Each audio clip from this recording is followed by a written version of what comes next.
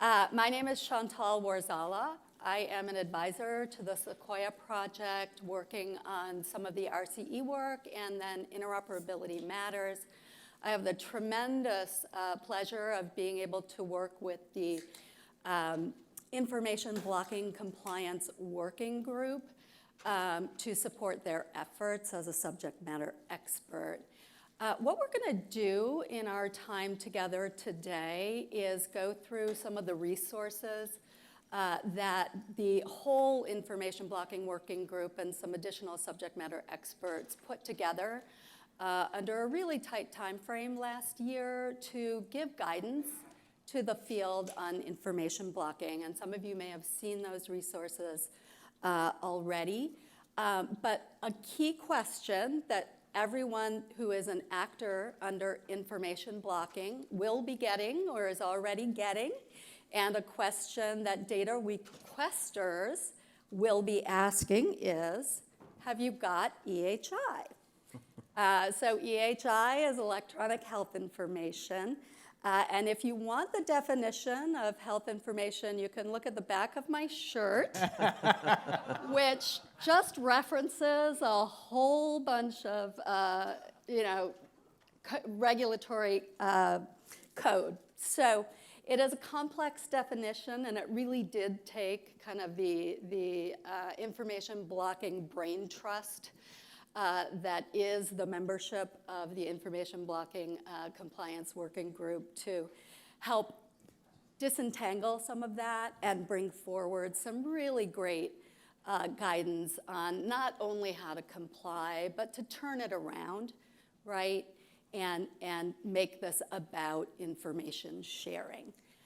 So I'm going to stand here and introduce two of the three co-chairs of the Information Blocking Working Group, and then I'll sit down and we'll have a bit of a conversation. But Josh Mast is Director and Product Regulatory Strategist at Oracle Cerner. And in that role, he looks at legislation and regulation to understand the impact to the Oracle Cerner products, to understand how clients will actually use products in a way that's compliant with regulation, and then really educate others, I think including policymakers, on how it works in the real world. So Josh currently serves on the board of the directors for the Sequoia project, as well as being a co-chair of the work group. And he will also begin serving as the chair of the EHRA Public Policy Committee starting in January. And he wants everyone to know that he's getting many lessons in how to share because he and his wife have 4 boys at home, including nearly 3-year-old twins. So sharing is paramount in their household. We also have Dr. Matt Eisenberg, who is the Associate Chief Medical Information Officer at Stanford Healthcare. Stanford, as you probably know, is a not-for-profit academic health system with leading-edge clinical capabilities and is part of Stanford Medicine. In his role at Stanford, Matt focuses on interoperability, health information exchange, as well as government and regulatory reporting, analytics, patient reporting outcomes, all of these things that leverage technology to achieve strategic aims. So Matt also has served on the Sequoia Project board previously, and we're thrilled that he'll be back on the board starting in January. And again, he's a co-chair of the Information Blocking Working Group. And I would be remiss if I didn't say, I don't actually know how to use this. Okay. So let me go ahead and have a seat and talk a little bit about our plan. We do want to go over the resources for you, but again, look at the website for, it's more than 200 pages worth of really good tips. And so invite you to go to the website and download them. And we just want to talk about the information sharing journey. Where have we been? Where are we going? Both in implementation, but also in policy. And we will leave time at the end for audience Q&A. As I mentioned, this is a group that has 3 co-chairs, and Ammon Fillmore from Advent Health unfortunately couldn't be with us today, but was integral to the work. And there were quite a few folks who participated in this work coming from the association world, from the consulting world, but importantly, all 3 actor groups. So whether you're a developer of health IT, or you're a provider, or your health information exchange, all of those views were brought together in the work group, as well as, very importantly, the perspectives of those who are looking for the data, right? Got EHI. They're the ones asking that question. And so I would, at this point, like to ask the folks who were part of this work and are in the room today to just stand up and be recognized, because the work could not be done without you. And so I'll call out some names. Devin, stand up. Rita, stand up. Lauren, stand up. All of you, Stephen, please stand up and be recognized. These folks actually engaged in weekly calls for over 3 months, I think, to really delve into this and learn from each other. So it was very much a collaborative experience. So I'm going to turn it over to you, Matt, to just give us an overview of what the group really made available for the community. If I might, mic check is okay, you can hear me. Thanks for having me. Can we just go back one slide? Because Sure. I do want to sort of set the stage, since it's, I remember flying east for HIMSS in 2020 and expecting to see the release of the information blocking rules, and reading that HIMSS was canceled and getting ready for the pandemic. Now, fortunately, I got to hang out with my mom that weekend while I was trying to figure out how to get back to California. But it's been an incredible road, right? We first spent a lot of time learning about what are these rules? What's my favorite exception of the 8? What are these 8 exceptions? How is this going to work? And then we did a whole series of actor-specific work groups. And then we figured out, well, some people are multi-actors. And then we tried to manage multi-actor, cross-actor meetings. And then most recently, we worked on good practices in EHI as the regulations evolved, as we went from USCDI v1, which I now hold fondly in my heart, to all electronic health information. And the people on this slide, and many, many others, and many of you in the room, participated in that journey, which has really been incredible. And I just want to thank you, because I've learned so much, and I think it's really been amazing. And as I talk about the products, you'll see that the quality of the products shows. They're pretty remarkable. Also, don't want to forget, so Ammon, our third leg of our stool, is missing today, but would, I'm sure, send his regards. He brings both the genius and the height, because Josh and I are height challenged. And I don't want to forget Chantal and Mark Siegel have helped us so much along the way. A lot of getting us to move forward, putting the materials together. This is really painstaking work, and I just want to thank you. So I just want to recognize you. Okay, so next slide. So we have, the main one is the good practices guidelines. Remember, it's not just, it's good for now. It's going to get great, and eventually with time and practice, it'll be the best practices, but it's good practices, and it covers a ton. Like, what's your governance strategy? Who's your team? Who's working on it? Who should be on it? How do you understand these regulations? How do you work through and leverage the exceptions? What are you going to do? How are you going to respond to requests for EHI? And what are those new requests going to look like? And who's the team who needs to manage that? How do you train your organization, your staff, your providers? What do they need to know? How is this going to work in the EHR when they say, don't share that note? How are they going to apply exceptions? And what policies can you put together? And they're all in that good practices guide. And when we started, I remember we talked about this. We wanted this to be sort of a win-win-win with the patient in the middle. And I remember putting that down, and I wrote that down to remind myself. And then we have a lot of documents around electronic health information. You don't know what you miss until it's gone. When first USCDI v1, I'm like, oh, what is this? But I liked USCD. I knew what it was. I could read it. I had the loin codes. It was very easy. EHI, I don't know.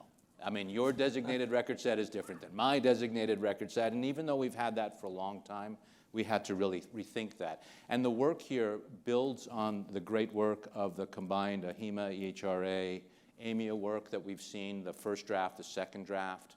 We've really dug into that, and we'll talk more about EHI forever, and that's why we've got these shirts on. So, and there are 3 resources about it, including our favorite infographic. Now, we wanted to get the infographic on the shirt, but it was too complicated to actually press on a shirt. And when we showed it to Mickey Tripathi, the first thing Mickey said was, I can add a few more lines. We're like, thanks a lot, Mickey, that's really helpful. But I think it really does point out that the EHI, in many ways, not only is the designated record set in the eye of the beholder, but there's incredible complexity. We have data in so many different systems, not just, many systems are running multiple EHRs, as we've talked about. There's data everywhere. We're expanding into new data sources. At Stanford, we're really pushing the envelope with digital pathology. It's all digitized now. Is that in our EHI? Is that in our designated record set? We had to ask those questions. And then there's a policy considerations document, which we've talked about a lot. It's been really wonderful, but there are still gaps. There are gaps in the policy. They're reading the tea leaves of the ONC FAQs. We've all done that. We read it again. But we really need to get some more information. And some of this will play out, because my senior compliance officer and partner in this reminded me, HIPAA didn't, nobody knew HIPAA on day one. You just didn't. We had to figure it out. And we'll do that together, and there's no better people to do that together than the folks in this room. So what is EHI? How do we define it? Where is it? For us, a couple of really tricky ones, and we'll talk about this, is source data. Like, where does that source data live, and is that part of your designated record set? A lot about internal communications in the healthcare provider space. Doc to nurse, doc to care manager, and quality stuff, code information, resuscitation information. Is that EHI? Is that not EHI? Mm-hmm. Great resources. Read the stuff. Thank you for putting it together. And I think it's really, again, the quality is incredible. So speaking of the diagram. Yeah, there's our diagram. Here it is. I don't know, Matt, if you want to give some examples of this, but I think we found that the full definition of EHI is multi-layered, and there are some real considerations to figure out about, my designated record set is this big. I figured that out, but where is all that information? How do I create that map of the information systems in my organization? And then how am I actually going to expose that data to share it when somebody asks for it? And really, this diagram was partly an educational resource for interacting with policymakers and folks who don't necessarily run systems in large organizations, so that they could see the multi-layered aspect of this. Because not only is it all of the different sources of information in your own system, but since we're here at the Sequoia project talking about interoperability, you get information in from outside your organization as well. And so when is that EHI? When is it not EHI? How do you make those decisions? And all of these things come into play. So I don't know if you want to say more about this. Yeah, I was just going to add a few things as I was looking at. I love looking at this slide. Again, it always makes my eyes, kind of roll back in my head. And it was easy because it's kind of the Where's Waldo of all of your, electric health information, and it's tricky. And we talk a lot about it. It was easy. We knew that we were going to add financial rev cycle because that was part of our designated record set. So we knew we needed to do that. And again, for provider organizations, we've had a designated record set policy for forever. But then there's some really complicated things, like what's mine is mine, what's yours is yours, but sometimes what's yours is mine too. Like if it's at Sutter and I've scanned it in, whose EHI is it? And that starts to get really complicated. I mean, obviously, multi-EHR systems, all of the clinical systems that feed in, if you feed that in, that PDF into your EHR, is that PDF in the EHR, the EHI, or the source system? What if you can't get it? Legacy system. Legacy data that's actually been mothballed for 20 years, and it's, is that part of your designated record set? We typically don't release that. Lots of opportunities for data duplication. How many different, pictures of my colonoscopy do I really want to see in my portal? I'm not so sure. We've talked a lot about multi-EHR systems. That's really complex, right? The other thing, some EHI, we've talked about this, it's part of the materials we have. Some of your EHI will be held by your business associates. You don't even have it. So what are you going to do about that? Where does that live? And then as you look at EHI, you also have to start thinking a little bit about how are you going to operationalize this and what's going to work for your patients. We'll talk about that, right? We've been providing a designated, the legal medical record to our patients through their portal for a long time. What's changing? What do you need to do? What do you need to think about that? But this diagram, this Where's Waldo, is for all of us to help ask those questions and dig a little bit deeper, work with our technology folks, work with our compliance folks, see where that data lives, go back and rework our definitions, and it will continue to be revised. Right, and the point of it is both to show the complexity, but also to help everyone understand this is the obligation. This is the information set that is in question for information sharing. Yeah, so I'm supposed to tell you everything on the slide, and I was looking at it. I'm like, what am I gonna talk about? Because there's so much in here, and I can just read it, but I won't. There's a lot of observations from the group that we talked about. I've mentioned them already. We're focusing on, and we'll talk about this more. Machine readable EHI. What's that mean? Responding to requests for EHI, how are you going to process that? Who's going to do that? We've talked a lot in the groups about new requester types. In the provider space, we're used to patients coming to medical records. That happens all the time. But now we have more folks coming and different people and other agents for our patients and their families who want data. We have developers who want data on behalf of multiple patients. And we're trying to figure out what those requests are going to be like and how we're going to manage that. And it's all in the materials, the complexity of EHI, how you actually respond to those requests, how you learn and train your systems about it. It's all here. So everything that's on the slide is baked into the materials that we shared. I encourage you guys it's good bedtime reading, go over it. And it's something that I think will actually serve as a resource for me and I think for many of us for many years to come. Yeah, that's great. Thanks, Matt. And Josh, you started along with the folks at AHIMA and AMIA to help everyone understand what is the definition of EHI, what's in scope, what's not. Continued that conversation a little bit with the information blocking work group. So would love to hear a little bit more about what you think this is going to entail. Now that we have passed Data Liberation Day of October 6, 2022, and everyone is under an obligation to share all EHI. Yeah, so I think I'll just start with a note. So I was part of the group for EHRA, AHIMA, AMIA that met and put in a lot of discussion leading to the documents that were released. That actually kind of came out of a Sequoia project information blocking meeting. We were in an information blocking work group meeting, and we were talking about the designated record set and the need to kind of develop some type of understanding around that.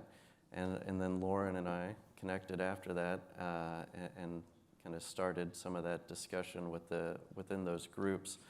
And so it's really interesting to see how a lot of this has progressed from all of us getting together, like Matt said, and talking about the proposed rule and just trying to figure out what this means, and then seeing the final rule and what are the differences and what do we need to do. and how this has just kind of progressed to where it is. And it's been an exciting journey. I know it's not over, but just looking at some of this information that's been put out has been, it's been a very nice aspect of the journey to see this collateral, and hopefully people find use for it. Getting into some of this, one of the things that we talked a lot about in the EHRA, AHIMA, AMIA work group was just kind of defining what a minimum consideration for designated record set would be. We've had a lot of people, Devin being one of them, who constantly reminds us that the designated record set has a definition. You're not defining the designated record set. So keeping that in mind, there are interpretations for how that applies to each organization, and then part of what we were trying to do is achieve kind of a minimum level of understanding. And again, even in that, it may not apply to everyone because different groups have different sets of data. One of the things that we didn't really get into was the operational implications, and so that was one of the interesting parts for me in the Sequoia project work, was trying to dig into, how do you actually start to operationalize some of those discussions, and what does that look like? So step number one, identifying where the EHI resides. I've spent a lot of time over the last several years asking this very question to many different people inside Cerner, Oracle Cerner now, and then clients, and just building kind of that education base, identifying where things are, and starting to progress from there. That's kind of the key starting point, is just understanding what you have. And it's interesting because designated record set, as Matt said and others have said, it's been around a long time. There are a lot of people who have an understanding of it, but it's still interesting when you get into actual discussions. There's this variety, not only in the understanding of how it applies, but just how each organization has actually applied it to themselves. Some have a very defined, outlined, designated record set. Some have kind of a very broad, it's basically just the definition of designated record set. Is it in a clinical record? Is it in a financial record? Is it used for decision making? And so it's trying to start parsing that out and breaking it down into the different systems. Where does that information live? Is there a repository, a gathering point for that information? How can you start to make that information available? If you can't get it out of where it lives, can you get it out of the repository or where it might be maintained? What's kind of the best source for that in the end? And starting to walk through each of those steps, and that's where we ended up with these 7 steps. I won't read through each of them, but it was a journey. And then the actual collateral, hopefully you all have taken a look, or you will take a look, but we get into each of these 7 steps and we start to break down what does this mean? What does that look like? What are considerations for you as an organization? And do those considerations perhaps differ if you're, this actor type here, or you're this actor type here, or you're this actor type over here? I know as a health IT developer, one of our considerations is we had never really defined a designated record set or outlined what that means for us as a business associate, because we're very reliant on the actual covered entities to tell us what they consider their designated record set to be. And so this was a bit of an exercise, and we still defer, to our clients on what they want, but there is some aspect of this where we do need to have our own understanding of what that means to us. Yeah, absolutely. And I think one of the observations here at the bottom is, as we implement this, there may be a period of time during which this isn't easy to do, and maybe some aspects, some pieces of information actually can't be exposed and shared electronically. And so it is sort of something that's going to happen over time with a certain amount of work. And I'm interested in your views as a co-chairs, but I saw the group starting out sort of focused a little bit on those barriers and wow, this is going to be hard to do, but through the conversation and through some very impassioned voices in the group, everybody was sort of looking toward that goal, right? Of saying we want to make this a culture of information sharing. We want to be able to share this. So that balance point of, wow, this is hard to do, but we do want to get there, I think is kind of important to highlight. Oh, yeah, I agree. And I think, I know the topic of information sharing and information blocking and the naming comes up a lot, and I think it's an important and interesting discussion. To me, I think they both have roles to play, right? Like information sharing, to me, and this is just my perspective, it's kind of the intent of it all, right? It's the stuff that if everyone had been doing these things all along, then maybe we wouldn't need the information blocking regulations.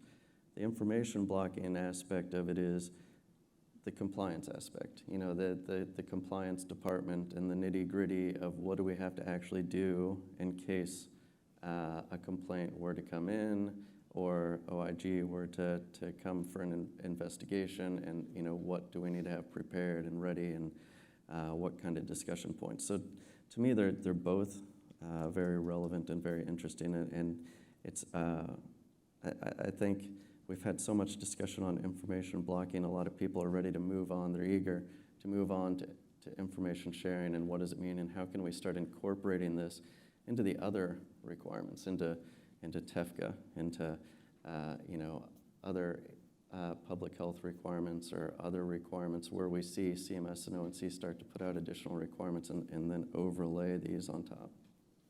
Absolutely. So I think there's one more slide here for you, Josh, about sort of some of the observations about this expanded definition of EHI. Yes, yeah.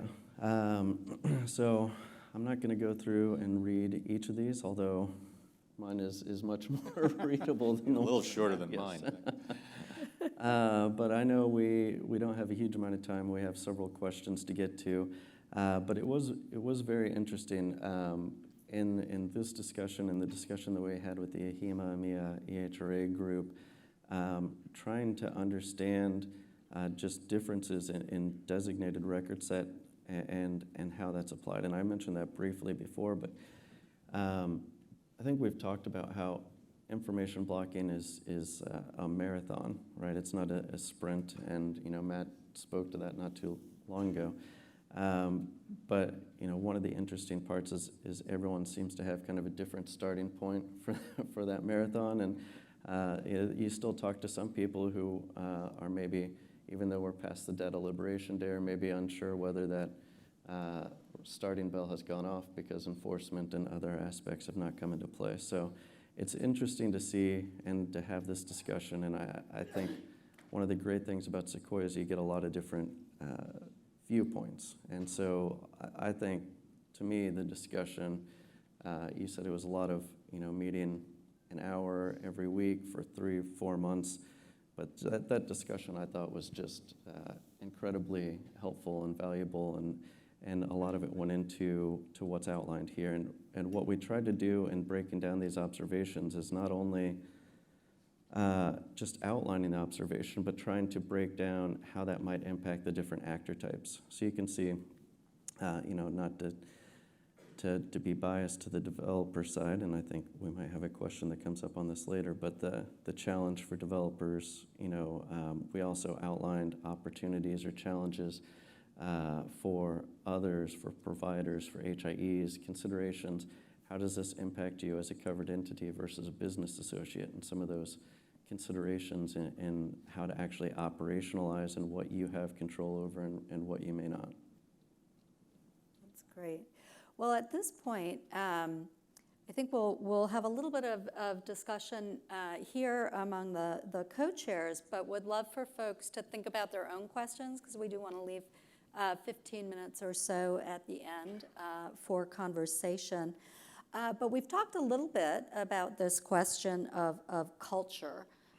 And I think, you sort of said, Josh, if people were already doing this, we wouldn't have needed the regulations. So what are some of the aspects of that culture change to get from the idea of sort of not information blocking to proactively sharing information?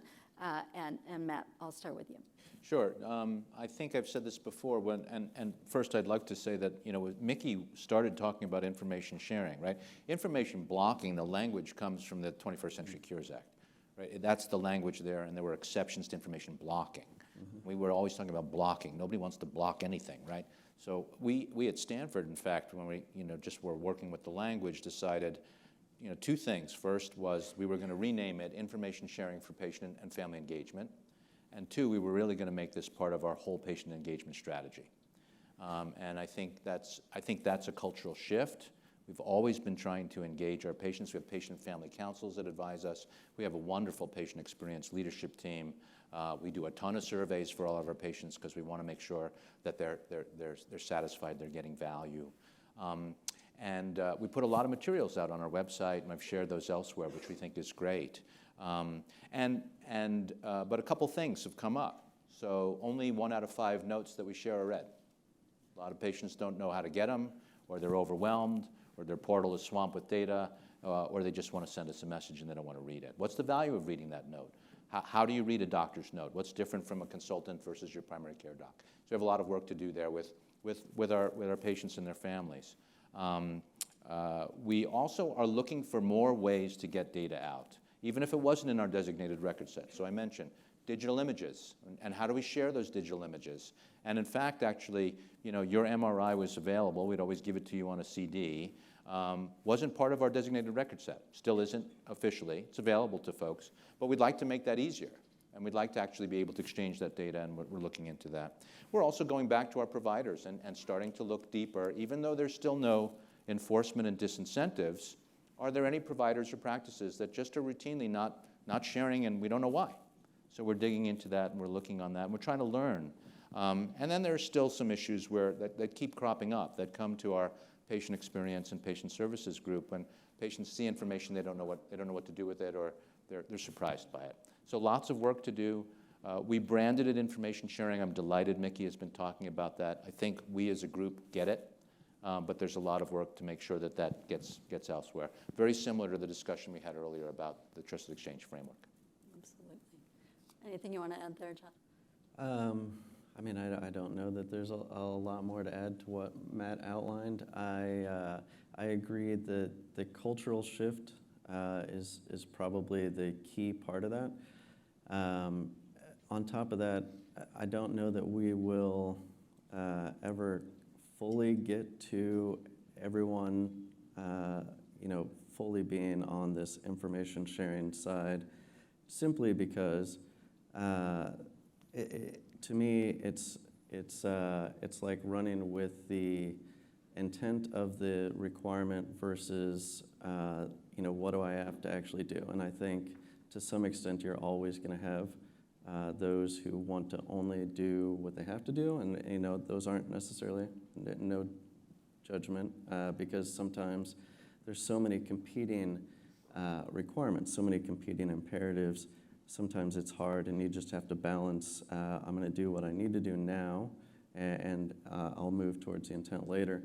I do think it's important that we try and have that conversation and promote it as information sharing, just to try and change that culture more broadly and to change the image. I mean, information blocking is just it's a negative connotation. Information sharing it's much better. It's what we should be doing. Absolutely. Well, let's talk a little bit, because certainly in addition to, resource constraints or competing priorities, there's also some areas of uncertainty and complexity, right?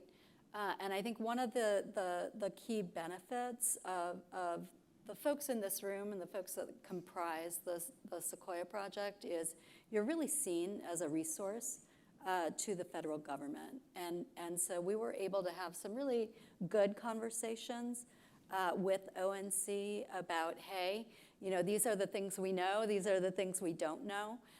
We are all waiting, right, on a proposed rule from ONC that could potentially include some clarifications on information blocking, but maybe share one or two of the things that the group sort of identified in our conversations. And I'll just start with you, Josh.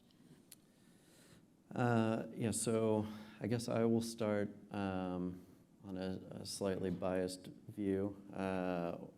For me, and I think for others in the health IT developer and maybe in the HIE, HIN space, one of the areas that I think needs additional guidance and clarity is the fees and the licensing exceptions, and to what extent they apply to different scenarios, right? I think one of the examples that we talked about was a PACS system. So a PACS system, the primary purpose of a PACS system is not necessarily to share the images back and forth. That is one of the uses. But you're using it for viewing the images, for storing the images, and potentially for sharing. So does that make it an interoperability element? And if it is an interoperability element, then it's bound to the licensing exception to some extent. You're right, you have the content manner and not getting into the nitty-gritty of everything. But just the clarity of, are we talking about only the things that are truly intended to be used for the access and exchange of the EHI? Or are we talking about really anything when we're talking about accessing the EHI? Right, and that makes a big difference in how everything's going to be impacted and done. And then also just I think the general progression. I don't know that it fits exactly here, but the transition from US CDI to EHI never fully made sense to me. I understand the US CDI version 1 is a stepping stone,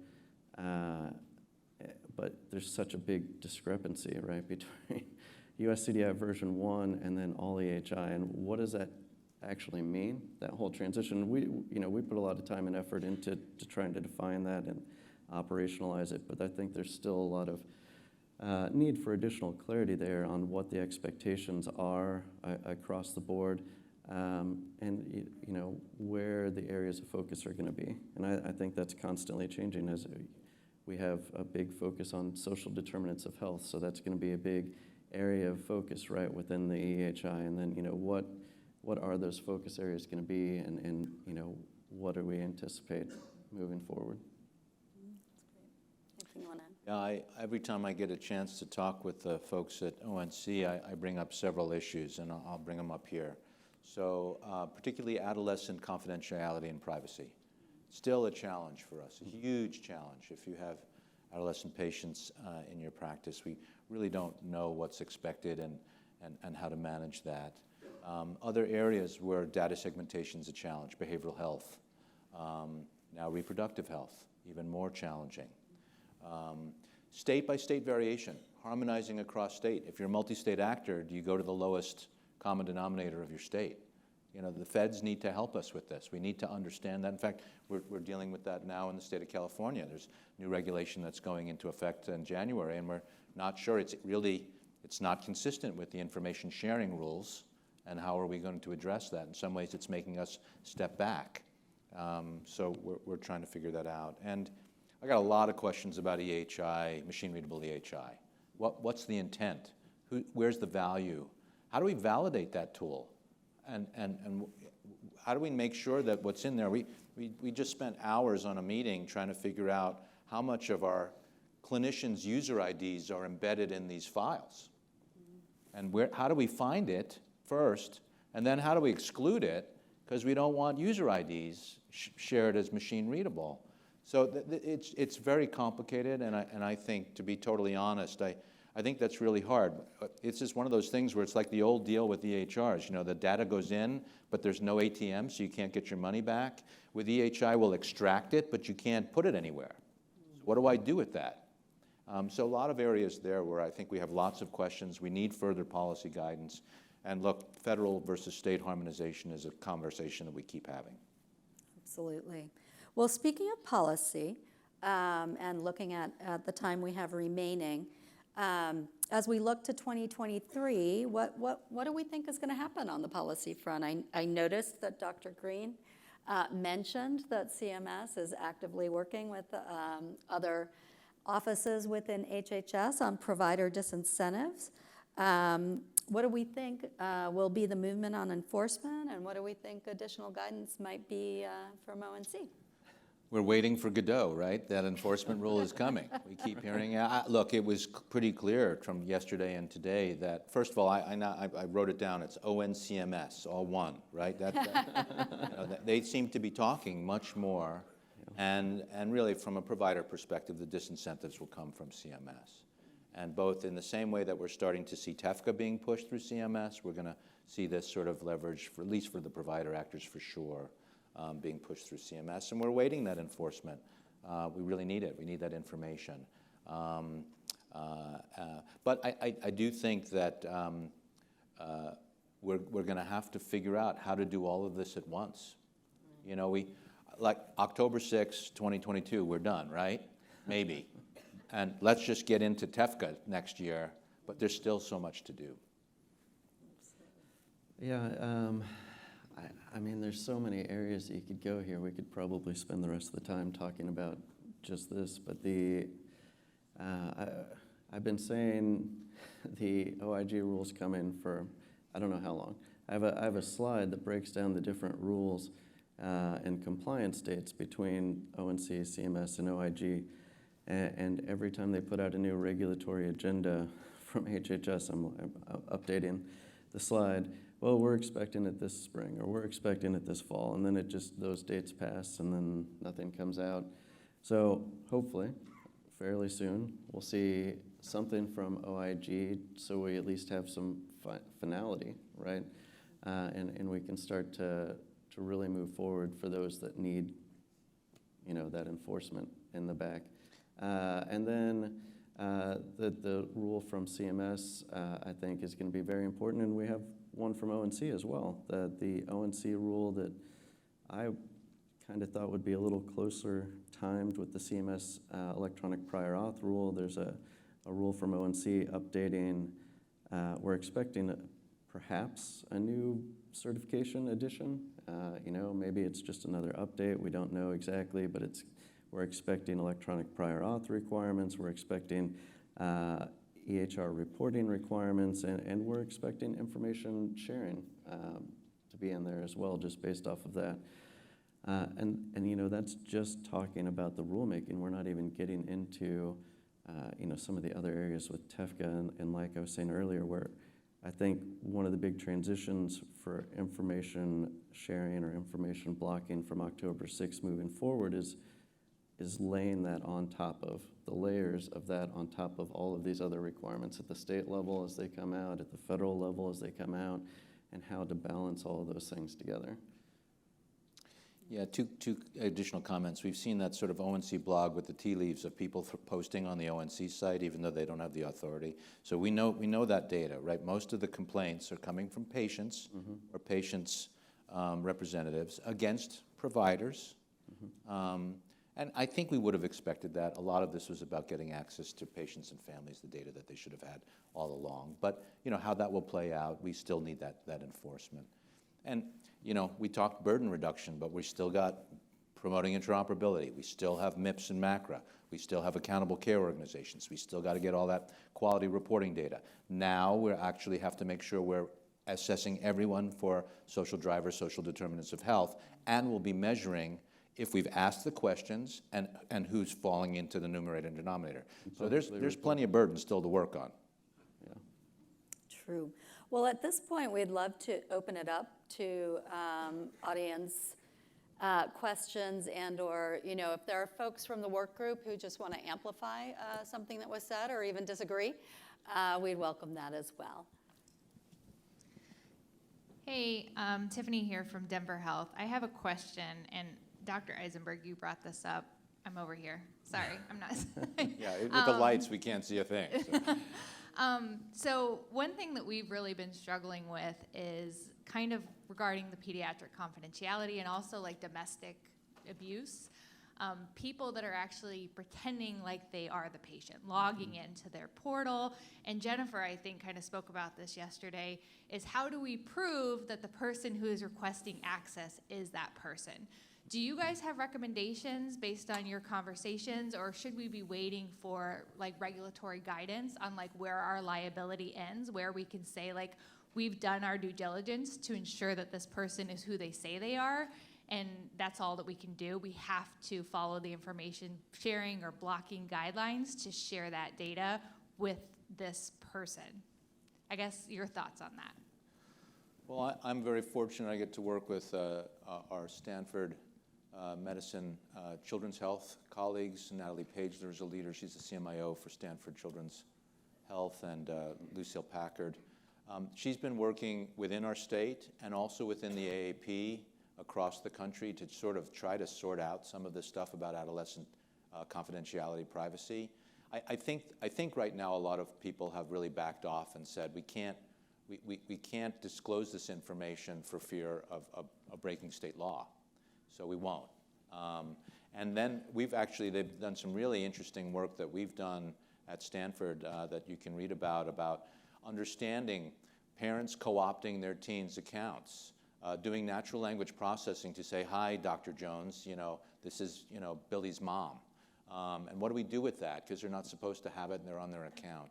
Proxies, proxy access, additional consent. And don't forget, like in the state of California and in most states, for teens, if they're going to have access to digital information, you have other privacy and data requirements. And those are real operational challenges. So the short answer is I don't see it. This is not an easy fix by any stretch of the imagination.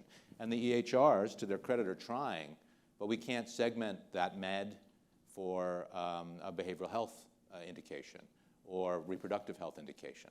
And, so unfortunately, I think right now we're kind of stuck with, again, the lowest common denominator just to be safe and to follow the law. I think that's something that will evolve. The technology will get better. We'll be able to sort of do some of that segmentation. We're talking about our technology to do sensitive medications and carve that out. And I think nationally they're trying to solve this. But state by state, it's really tricky. Yeah, I'll just say, I think one of the things about the information sharing, information blocking requirements is it puts a lot of pressure on providing that information, but it doesn't mean that the information is just automatically always shared, right? Like there's still the ability to have those safeguards in place. HIPAA still exists. All these requirements of privacy still exist. So I was going to reference, I think, the Standard Operating Procedure SOP that was just released the other day on security requirements for TEFCA. One of the things that it references for individual access is multi-factor authentication. So, I mean, if they're looking at multi-factor authentication as not being an undue burden on patients accessing their information, then, I think that plays into, not saying that everyone should go multi-factor authentication. I'm just saying you can have those kind of safeguards in place to make sure that the right person is getting their information before you're providing it. Yeah. I think there's a question over here. Jim Georges here. Quick question for you. You mentioned the value of EHI, right? What is the value of it? And I'm just curious now that for many weeks now, it's been a requirement that capability be made available to those who have permissible reasons to ask, right? And I'm just curious if you up there or others in the group can give a summary of who is asking. For example, we had non-public FHIR, interfaces that available because of meaningful use for many years, and 0 people asked to use it except one record recently, right?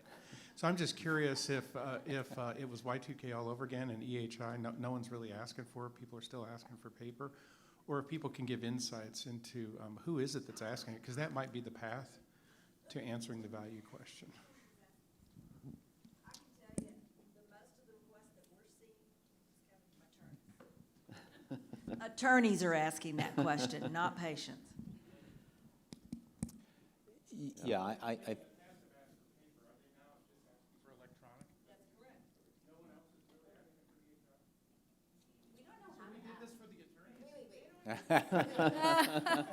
You can see. Go ahead. You can see the great conversations we discussion. had in the group.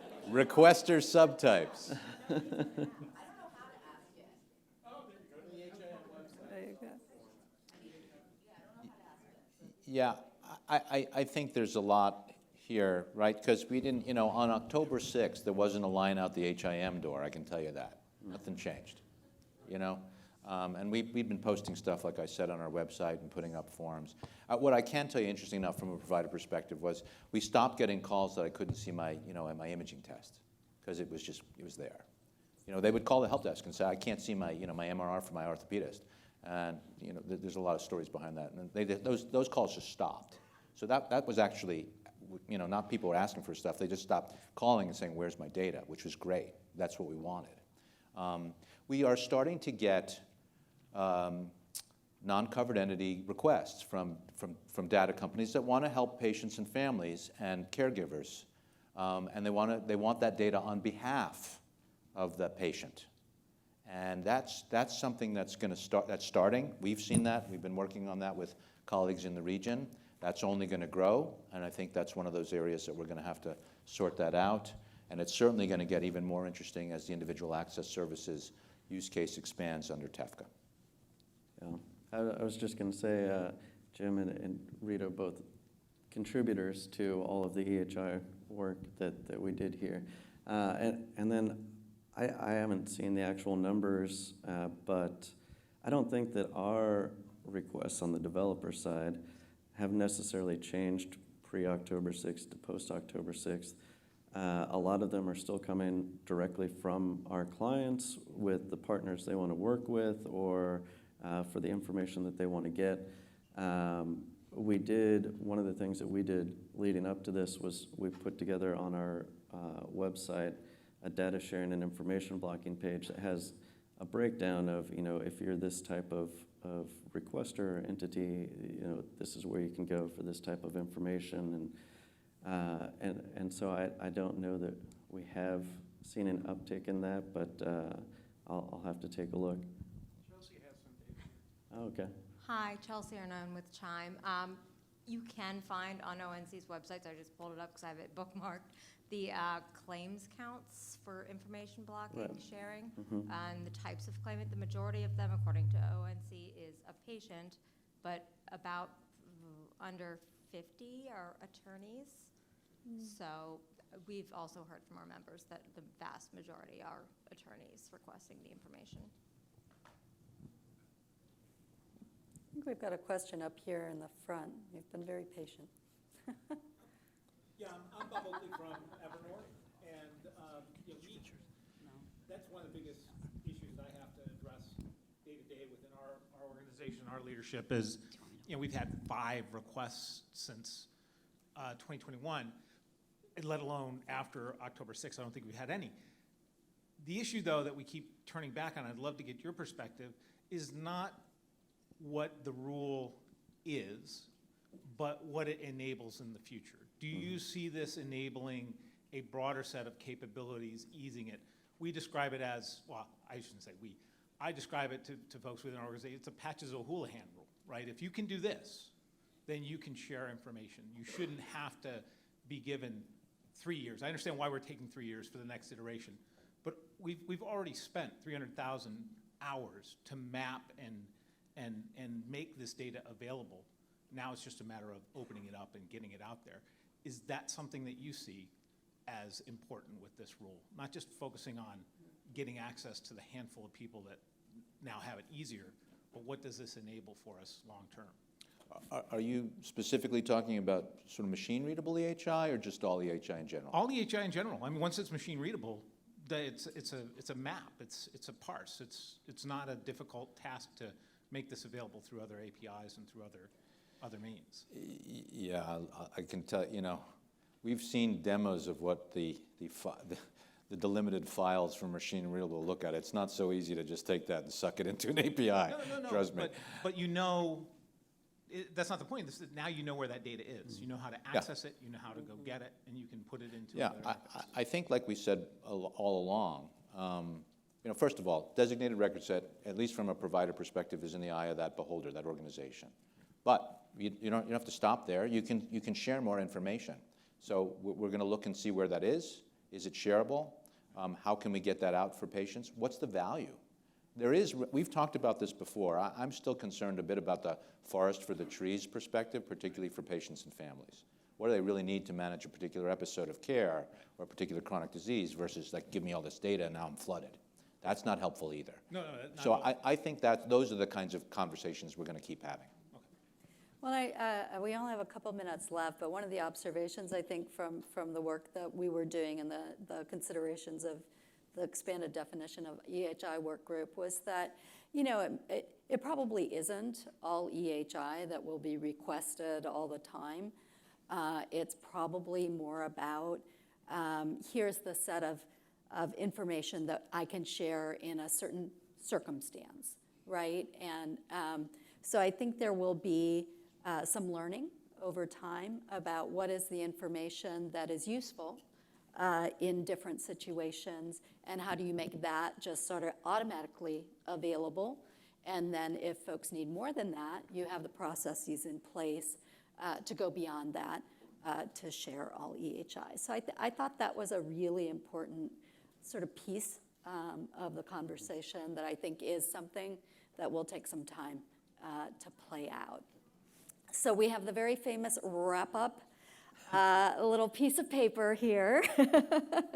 I just want to thank everybody in the room who's been a part of this work. Really, you've been fantastic. And we had an impromptu sort of breakfast casual meeting of the work group this morning, and starting in 2023, it will officially be the Sequoia Project Information Sharing Work Group. So we're starting that culture shift right here, right now. Thank you, everyone.